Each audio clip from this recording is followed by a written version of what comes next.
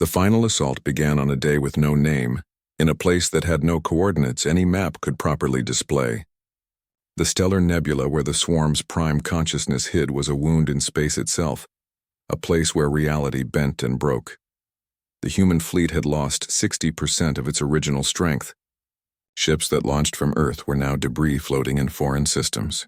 Soldiers who had boarded with dark jokes and dead eyes now filled medical bays or coffins, and still they pushed forward.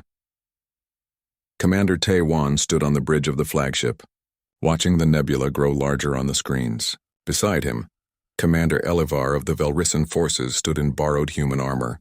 Despite everything, despite the horror and disagreement, Elivar had chosen to fight alongside the humans for this final battle. "You did not have to come," Tae-Wan said quietly. "Yes, I did," Elivar replied. "My people asked for this war. The least I can do is see it through to the end." The plan was madness dressed as strategy. Captain Ji-won would lead ground forces in captured swarm bioships, using the dead hive nodes as shields to penetrate the nebula's defenses. Lieutenant Dae-hyun would lead a squadron of volunteers who had agreed to have their minds uploaded into modified swarm vessels.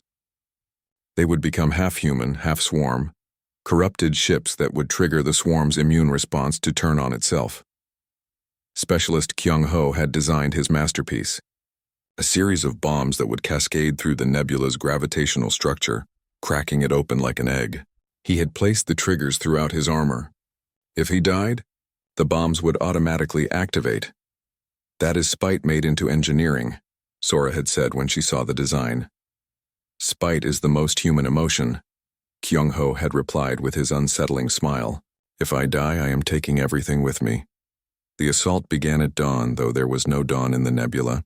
Time worked differently here, twisted by gravity and swarm technology.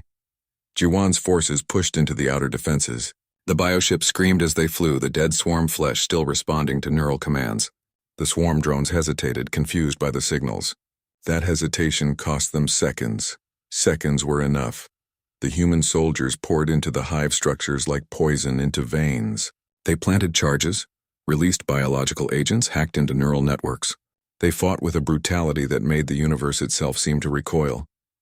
Ji-won led from the front, her armor covered in swarm blood, and her own. She took a blast to the shoulder that would have killed anyone else. She kept fighting. When her gun ran out of ammunition, she used a swarm claw as a weapon. "Is this what it means to be human?" a young Velrissen soldier fighting beside her asked, watching her brutal efficiency. "No," Ji-won gasped, pain making her voice harsh. "This is what it means to refuse to lose." In space, Dae-hyun and his volunteers launched their attack. Their ships were nightmares of mixed biology, human technology fused with swarm flesh. Inside, their uploaded minds struggled to maintain identity while connected to the swarm network. Dae-hyun could feel the swarm's thoughts now. They were not evil thoughts. They were not thoughts at all in any way he understood. Just endless hunger, endless need, endless consumption. The swarm did not hate. It simply was. "Target the neural nodes," he commanded, his voice now broadcast through swarm communication channels. "Make them see us as infection." The swarm's immune response triggered. Hive nodes began attacking Dae-hyun's squadron, but the squadron was designed to corrupt data. Every attack spread more false information through the network. The swarm began to see threats everywhere, turning on its own defenses. "It is working," Dae-hyun reported.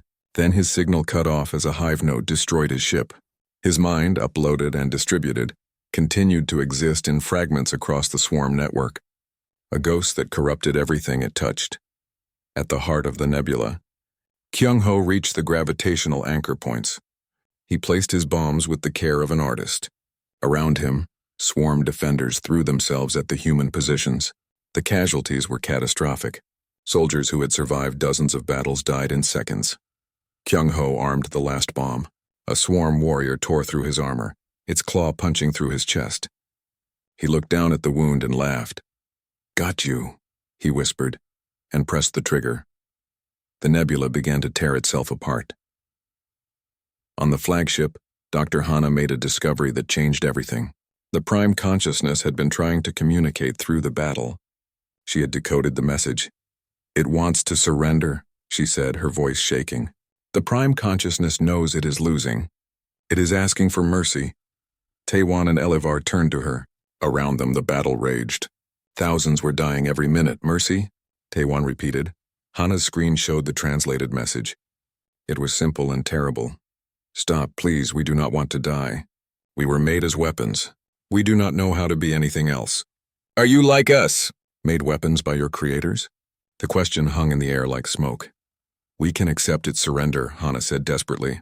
We can try to rehabilitate it, study it, help it become something other than a destroyer. And if we fail? Elivar asked. If it regrows, reinfects, returns?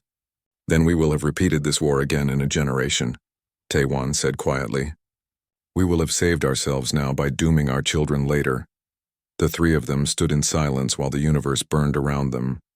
Finally, Taewon opened a command channel to all human forces. All commanders report to vote. The Prime Consciousness has requested surrender. We must decide mercy or extinction. This choice will define what we are. Choose carefully. The votes came in over 10 minutes. Captains, majors, lieutenants, sergeants. Everyone who held a command position in the human forces voted. The result was unanimous. Not from cruelty, not from hatred, but from exhausted, terrible pragmatism, extinction. We cannot risk it, Captain G1 reported from the surface. We cannot risk our children facing this again. I hate this choice, but I make it anyway. Agreed, came the report from the squadron leaders. We finish what we started. Taewon looked at Hana. Her face was wet with tears. I am sorry, he said. But they are right. We cannot risk mercy, then what are we? Hana asked. What have we become? We are the people who will carry this sin so others do not have to, Taewon replied. He opened the final command channel. All forces continue the assault. Target the Prime Consciousness, no mercy. We finish this. The final attack took 3 hours. The Prime Consciousness fought to survive, just as any living thing would. It begged, it pleaded. It offered information, technology, anything that might preserve its existence. The humans killed it anyway. When the Prime Consciousness died, its scream echoed across quantum channels. Every swarm ship, every drone, every hive node felt the death. The network collapsed. Ships drifted without direction. Drones stopped moving. The greatest threat the galaxy had known in 1,000 years ceased to exist. The humans did not celebrate. They floated in their damaged ships surrounded by their dead and felt nothing but emptiness. Jiwon sat among the ruins, her armor cracked, her body broken. We did it, she said to no one. We saved them. Why do I feel like we lost? Elivar found Taewon in the observation deck, staring at the slowly dispersing nebula. It asked if we were like it, Elivar said. Made weapons by our creators. Yes, Taewon replied. It asked. I do not know the answer. Maybe we are. Maybe we make ourselves into weapons when weapons are needed. Maybe that is what humanity is. And when weapons are no longer needed? Taewon turned to face the Velrissen commander. His face was older than it had been 4 months ago. Then we put ourselves away and try to remember how to be people again. If we can. The fleet began the long journey home. Behind them, the swarm was truly dead. Ahead of them, a galaxy that would never fully understand what they had done or what it had cost. They had won. The victory felt like defeat, but the Velrissen Republic would survive. Children would grow up. Art would be made. Life would continue, and the humans who had made that possible would carry the weight of it forever. 6 months after the war ended, the Velrissen Republic held its Liberation Day celebration. Every world that had survived lit ceremonial fires. Children released glowing lanterns into the sky. Musicians played songs of hope and renewal. The galaxy watched as a civilization celebrated its survival. The human veterans were not there. Ambassador Sung Min stood at the central monument on Thesara Prime, giving a speech to millions. Behind him stood a wall of black stone inscribed with names. Human names. Thousands of them. Today we celebrate life, Sung Min said. His voice carried across every Velrissen world. But we must also remember the cost. Humanity answered our prayer. They saved us. They did terrible things to achieve victory, and we must never forget that those things were terrible even though they saved us. In the crowd, Velrissen citizens had mixed reactions. Some cheered gratefully. Others protested, holding signs demanding human soldiers be tried for war crimes. The debate had consumed Velrissen society for months. On Earth, Commander Taewon lived alone in a small house near the polar wastes. He refused all medals, all honors, all recognition. When reporters found him, he said only, "I did what was necessary. That does not make me a hero. Leave me alone." His nights were filled with dreams. In them, the prime consciousness asked its question over and over. Are you like us? Made weapons by your creators? Taiwan still did not have an answer. Dr. Hana had founded a sanctuary for soldiers suffering from what they had seen and done. It served both human and Velrissen veterans. She spent her days helping people process trauma, writing papers on the psychological cost of war, trying to build something good from the ashes of what had happened. Do you regret it? A young Velrissen veteran asked her during a therapy session. Do you regret helping us? Hana thought about the question carefully. I regret that it was necessary. I regret every death, every terrible choice, every moment of horror, but I do not regret that you are alive. I have to believe both things can be true. Captain G once sat in a military prison on Earth. She had been tried by a human court and found guilty of war crimes. The evidence was overwhelming. She had ordered the burning of cities, the use of banned weapons, the torture of prisoners. At her trial, she had said simply, I did those things. I would do them again to achieve the same result. Punish me if you must. The Velrissen children who are alive because of my choices do not care about my morals. The judge had sentenced her to 20 years. Jiwan accepted without protest. From her cell, she could see the sky. Sometimes she wondered if the Velrissen children really were alive because of her, or if there had been another way she was too damaged to see. Lieutenant Dae-hyun existed in fragments. His uploaded consciousness had survived the final battle, scattered across computer networks. He could never return to a body. He could never die completely. He existed as a ghost in human systems, watching but unable to touch. He had volunteered for the mission knowing this might happen. On quiet nights when the networks were less busy, he patrolled the space where the swarm had been. He kept watch, making sure nothing returned. It was a lonely existence, but it had purpose. That had to be enough. Young Private Minseo had returned to Earth and tried to resume civilian life. She was 20 years old. She had killed 17 swarm drones in direct combat and watched 12 of her friends die. She went to university, tried to be normal, tried to forget. She could not forget. At night, she gave speeches at veteran centers.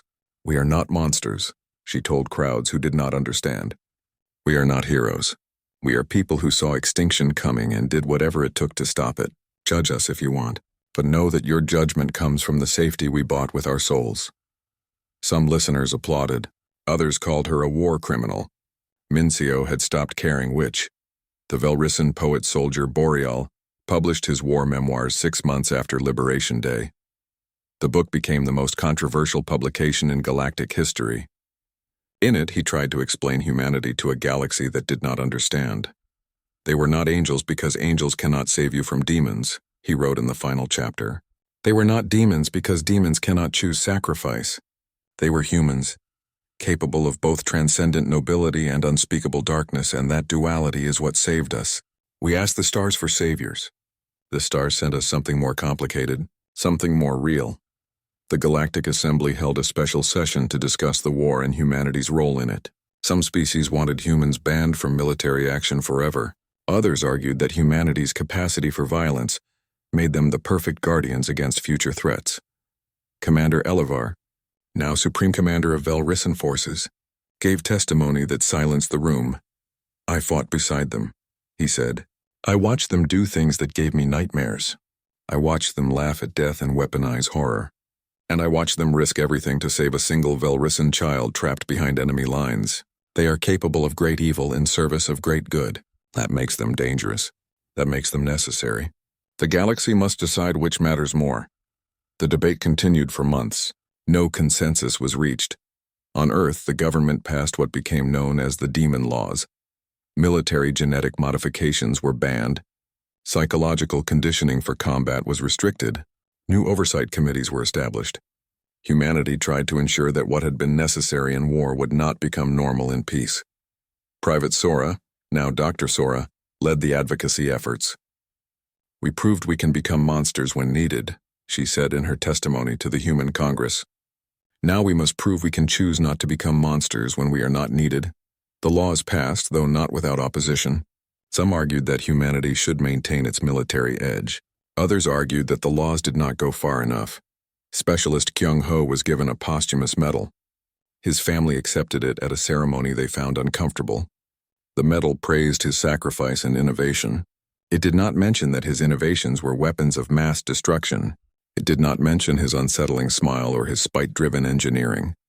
His younger sister kept the medal in a drawer. She never displayed it. "He was my brother," she told reporters. "He was not a hero or a villain. He was a person who went to war and never came home, even though his body returned. Remember that when you make your judgments." 1 year after Liberation Day, Ambassador Sung-min visited Earth. He went to the polar wastes and found Taiwan's small house. The former commander did not want visitors, but Sung-min insisted.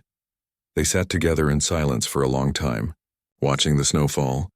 "My people are arguing about whether to build you monuments or put you on trial," Sung-min finally said. "They should do neither," Taiwan replied. "We are not worth monuments. We are not worth trials. We are just soldiers who did a job. You saved billions of lives. We killed to save them. That is not heroism. That is just mathematics." Sung-min looked at this human who had terrified and saved his people. "Do you know what I tell people when they ask about you? I tell them that you asked for nothing. You came, you fought, you left. You never asked for gratitude or forgiveness. You just did what you thought was necessary and then lived with the consequences. That is the most human thing I have ever witnessed." Taiwan was quiet for a moment. "Is your daughter well?" "Yes, she is learning to play music. She wants to compose a piece about the war."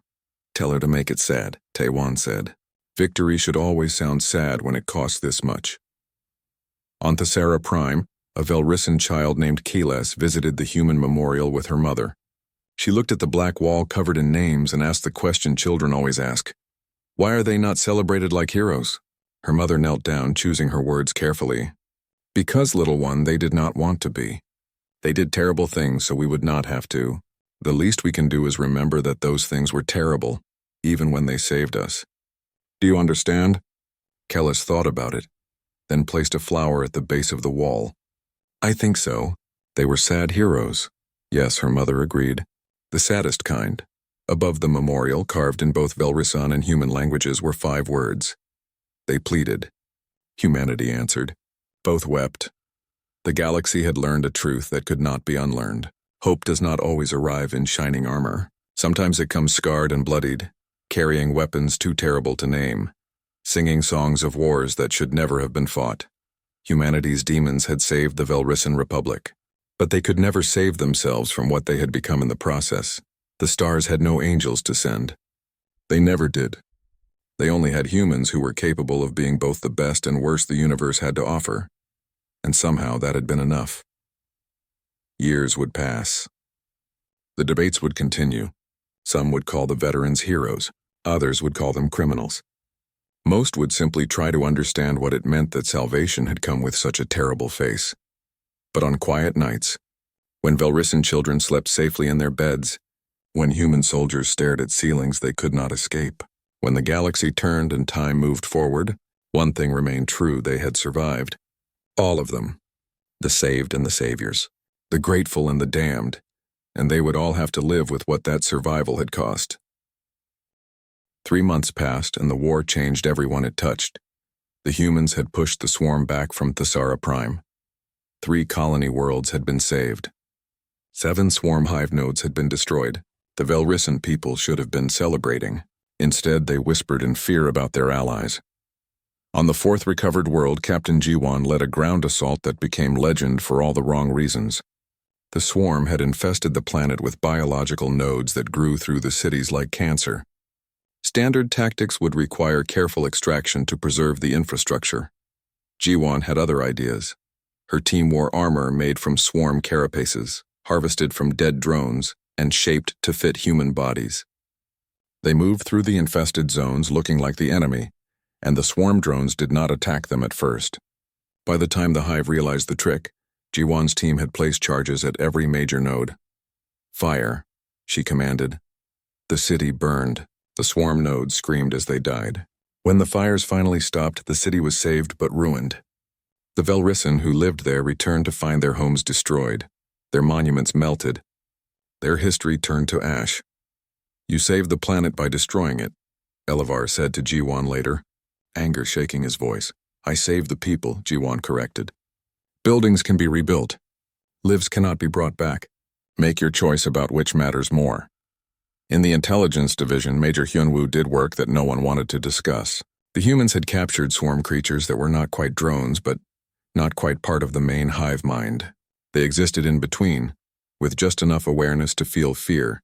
Hyunwoo interrogated them. He learned how to hurt them without killing them. He learned what they were afraid of.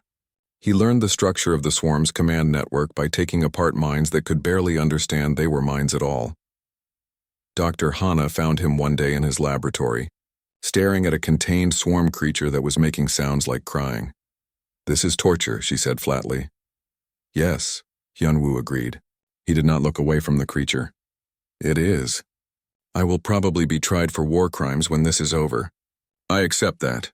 But this creature has information about 17 hive nodes. If I can extract that information, we can save 4 million Velrissen lives. Tell me, Doctor, what is the moral mathematics of torture? Is one creature's suffering worth 4 million lives? Hana had no answer. She left the laboratory and vomited in the hallway. That night, she wrote in her journal, We are becoming the monsters to fight the monsters. When this war ends, will we remember how to be anything else? The Velrissen poet-soldier Boreal accompanied human units and recorded what he saw. His writings circulated through the Velrissen Republic, creating controversy. They fight without honor, he wrote. But they win. They use tactics that sicken the soul. But they save lives. They laugh at death and sing songs about violence. But when a Velrissan child is wounded, they risk everything to save her. They are not heroes. They are not villains. They are something in between, and we needed them desperately. Not everyone agreed. A growing movement among the Velrissen called for the humans to be sent away. They are as bad as the swarm, the protesters claimed. We traded one nightmare for another. Ambassador Sungmin addressed these concerns in a broadcast that reached every Velrissen world. I have seen what the humans do, he said, his voice heavy. I am not proud of it. But I am alive to not be proud. My daughter is alive to grow up. Our worlds still exist. Would you prefer clean extinction to dirty survival? Because those were our only choices. The turning point came when human intelligence discovered the location of the swarm's prime consciousness. It was buried in a stellar nebula, protected by thousands of hive nodes. It was the mind that controlled all other swarm minds. If it died, the entire swarm would collapse. But between the human fleet and the prime consciousness was a swarm-breeding world. The planet produced new drones constantly, feeding them into the network. It was the swarm's heart. At the War Council, Hyunwoo presented his plan. We do not destroy the breeding world, he said. We reprogram it. We introduce a genetic modification into the breeding sequence. The drones it produces will be defective. When they join the network, they will spread the defect. The entire swarm will begin producing useless drones, and the hive will turn on itself trying to fix the problem. Elevar stood up so fast his chair fell over. That is genocide. You are describing genocide. I am describing victory, Hyunwoo replied calmly. The swarm is a single organism spread across thousands of ships. We are killing it. That is war. The swarm was once a peaceful species, Dr. Hana interjected. She had been researching the swarm's origins. Millions of years ago, something traumatized them. They became what they are now as a survival response. They are victims too. Taewon listened to all the arguments. Then he made his decision. We proceed with the plan. The swarm's tragedy does not erase the threat it poses. We are not here to judge history. We are here to stop extinction. I cannot support this, Elevar said. You do not have to, Taewon replied. We will do it. You can condemn us later. The mission to the breeding world took 2 weeks to prepare. Lieutenant Daehyun volunteered to lead it. He would fly a stealth ship through the swarm defenses, land on the breeding world, and plant the genetic modification device. The odds of survival were calculated at 3%. Why do you keep volunteering for these missions? Sora asked him the night before he left. Do you want to die? Daehyun smiled, but it was a sad smile. I want to matter. Every person I save means I mattered. If I die making sure others live, then my life had purpose. Can you understand that? No, Sora admitted. But I will remember you tried to explain it. The mission launched at dawn. The Velrissan watched the stealth ship disappear into the nebula. Many of them prayed, though they were not sure anymore if they were praying for the mission to succeed or fail. On the human flagship, young Private Minseo sat in the observation deck. She had been in several battles now. She had killed swarm drones and watched humans die. She was 19 years old and felt ancient. "Do you think we are the good guys?" she asked Specialist Kyung-ho, who was building another bomb nearby. Kyung-ho paused in his work. For once his smile faded. "I think we are the necessary guys. Good is for peacetime. We are not in peacetime. When will it be peacetime again? When the swarm is dead, or when we are?" 2 days later, Daehyun's ship returned. He had succeeded. The genetic modification was spreading through the breeding world. Within a month, the planet would begin producing defective drones. Within 3 months, the swarm would collapse from within. There was no celebration. Just exhausted relief. That night, Boreal wrote in his journal, "They are winning our war by losing their souls. We ask for salvation. We receive damnation that wears a human face. I do not know anymore if we made the right choice. I only know we made the only choice we could." In her laboratory, Dr. Hana studied the data from the Breeding World mission. She found something that made her blood run cold. The swarm had tried to communicate during the mission. It had broadcast a message that only she had bothered to decode. The message said, "Why?" The swarm was aware enough to ask why it was being killed. It was aware enough to not understand its own nature. And humanity had decided it must die anyway. Hana sat alone in the dark laboratory and cried. She cried for the swarm, for the Velrissen, and most of all for humanity. They had become exactly what was needed to win. But the cost was measured in more than lives. It was measured in souls, and the war was not over yet. The meeting took place on Thesara Prime's largest moon, in a military base that smelled of fear and desperation. Commander Elevar of the Velrissen Defense Forces stood in the landing bay as the first human shuttle arrived. He had prepared himself to meet warriors. He had prepared himself to meet heroes. He was not prepared for what walked down the ramp. The humans were smaller than expected. Most species in the galaxy were larger, stronger, but there was something wrong about the way these humans moved. They walked like predators. Their eyes never stopped scanning for threats. They wore armor that was covered in scratches and burns, and none of them had bothered to clean off what looked like bloodstains. Captain Jiwon led the group. She was a woman with short black hair, and a face that might have been pretty once before something had broken her nose and left it crooked. She looked at Elevar the way someone might look at a tool they were evaluating. "You are Commander Elevar," she said. It was not a question. "Yes," Elevar replied, trying to keep his voice steady. "Welcome to Thesara System. We are grateful for your help." Jiwon smiled, but it was not a comforting expression. "Do not be grateful yet. You might not like our methods. Where can we study the enemy?" Over the next 3 days, the humans did things that made the Velrissen observers feel sick. They captured a swarm drone that had been attacking a mining station. Instead of simply killing it, they took it apart while it was still alive, studying how it worked. They recorded its screams. They analyzed its biology with cold efficiency. Dr. Hana worked alongside Velrissen scientists trying to build bridges. "I know this seems cruel," she said to a Velrissen named Mora who could barely watch. "But we need to understand them completely. The swarm does not think like you. It does not value life. It only knows consumption. To fight it, we must know it better than it knows itself." "But the pain," Mora whispered. "You are causing it pain." "Yes," Hana agreed, and there was sadness in her eyes. "We are. And I will have nightmares about this for the rest of my life. But if we do not do this, millions die. Which horror is worse?" Mora had no answer. In the command center, Taiwan presented his strategy to the Velrissen military leadership. What he described made several of them leave the room. "The swarm uses biological warfare naturally," Taiwan explained, his voice calm as if he were discussing the weather. "They release spores that consume organic matter. We can create a counteragent, a virus that attacks their biology specifically. It will be painful for them. Very painful. They will die slowly. That is biological warfare," Elevar said, his voice shaking. "That is against every galactic convention." "Yes," Taiwan agreed. "It is. Do you want to win, or do you want to follow conventions while you die?" The room was silent. Finally, Sungmin spoke. "Commander Taiwan, we asked for help." "We did not ask for this." Taiwan turned to face him directly. "Ambassador, you asked the stars for angels. Angels are not real. We are what answered. We are soldiers who have done terrible things in terrible wars. We know how to fight an enemy that does not care about peace. You can accept our help or you can die with your morals intact. Choose now because the swarm will be here in force within a week. Sungmin looked at the data on the screens. The swarm was growing closer every day. Already 3 more Velrisan colonies had gone silent. He thought about the children singing in the message they had sent. He thought about his own daughter, safe in a bunker below the city. Do what you must, he said quietly. May the stars forgive us. They will not, Taewon replied. But your children will live. Lieutenant Dae-hyun proved to be exactly as advertised. He flew his fighter into swarm territory with 3 other pilots, all volunteers. Their mission was to plant listening devices deep in enemy space.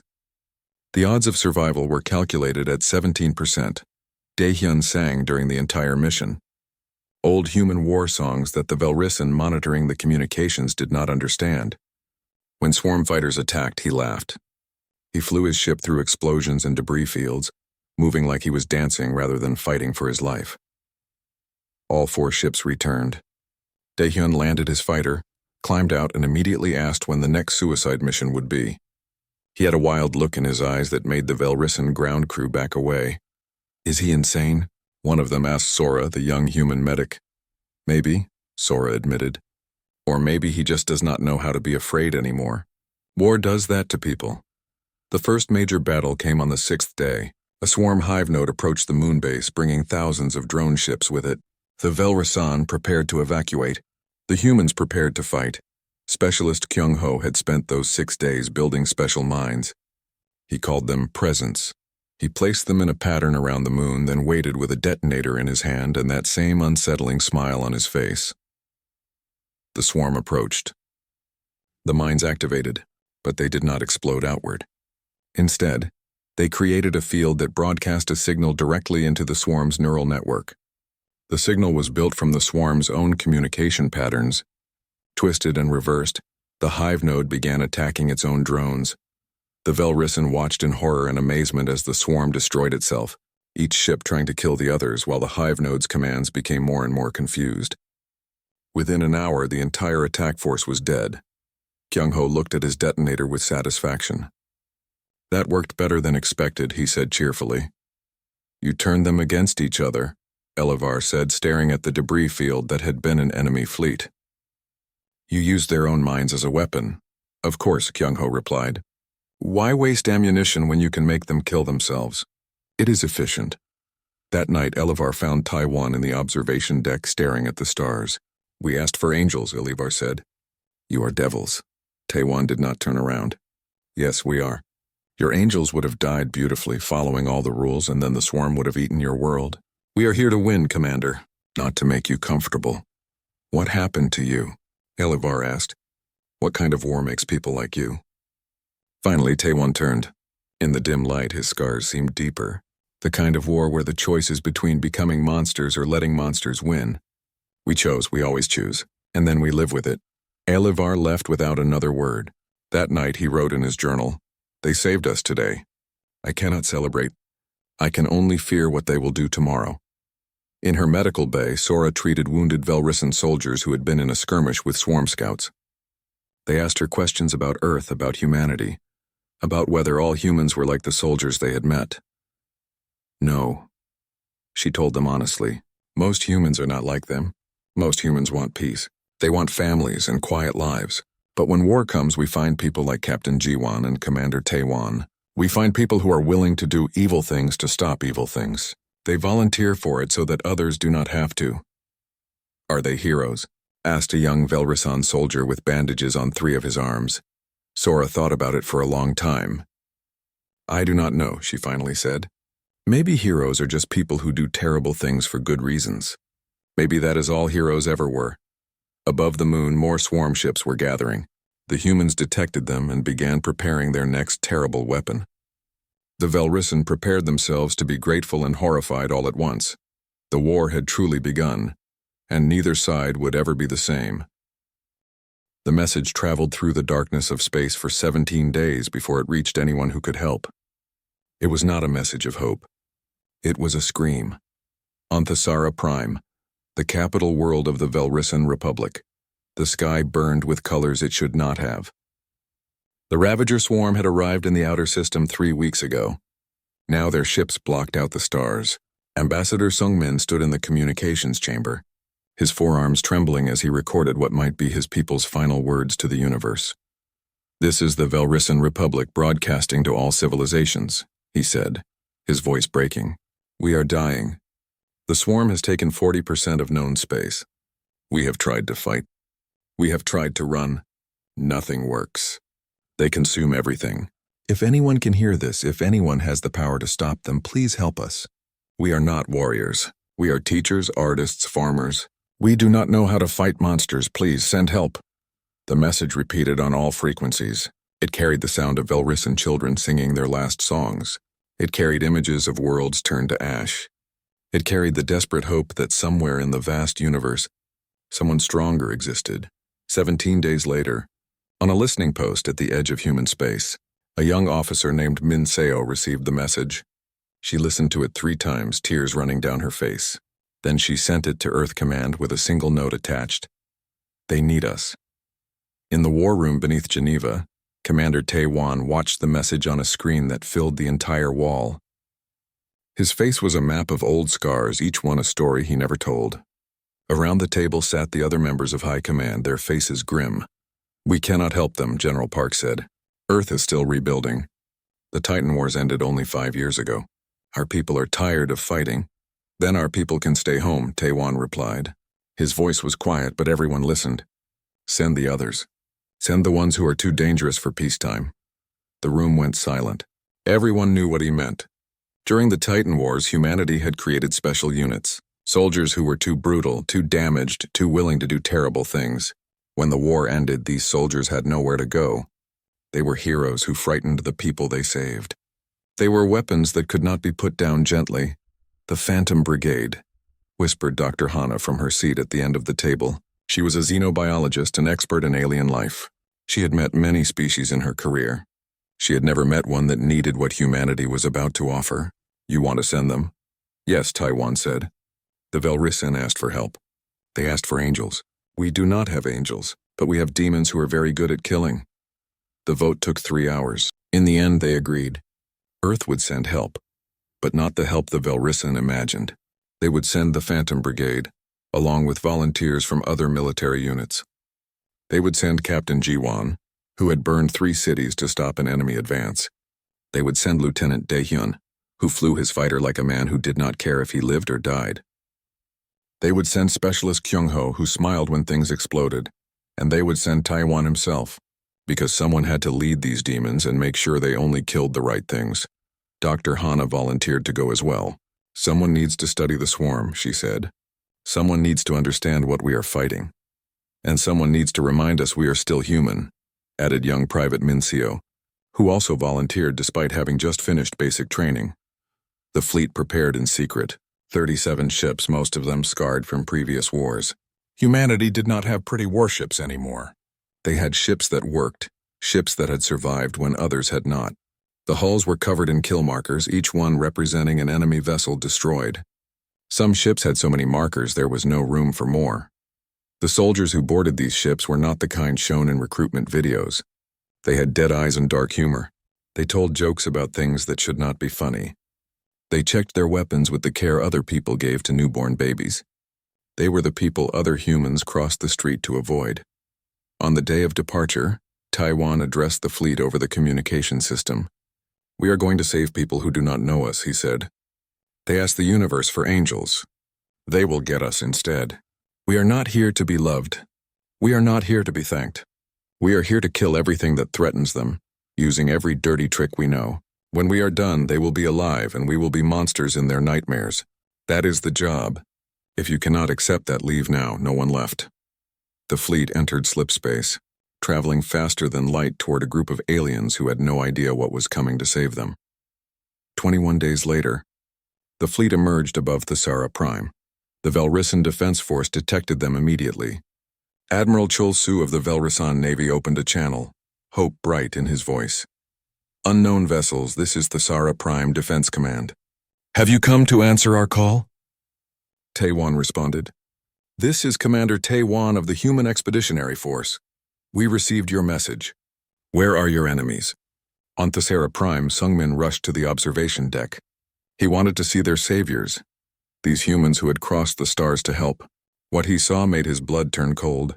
The human ships were black and gray, covered in scars and strange symbols.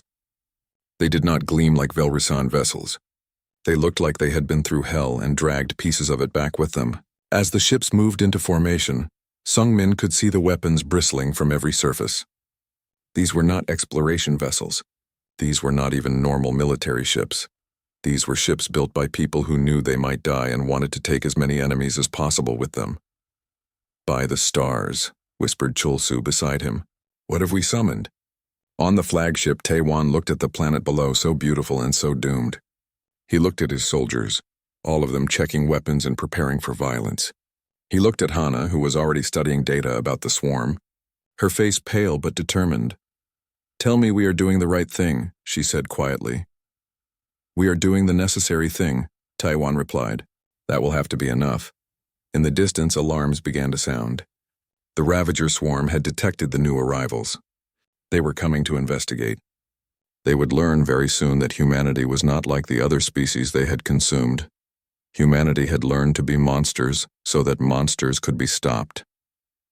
The war was about to begin, and the Velrisan had no idea what they had asked for.